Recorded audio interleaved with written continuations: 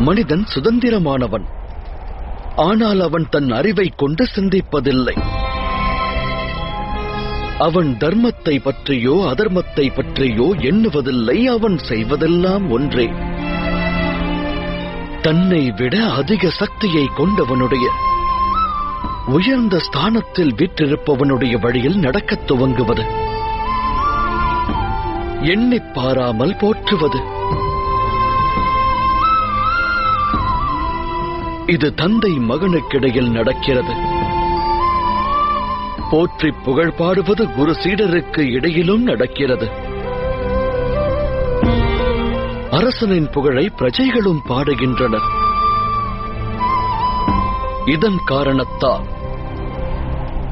அரசனின் அதர்மச் செயல் பெருகும்போது அவன் பிரஜைகளின் அதர்மமும் தீவிரமாக அதிகரிக்கின்றது.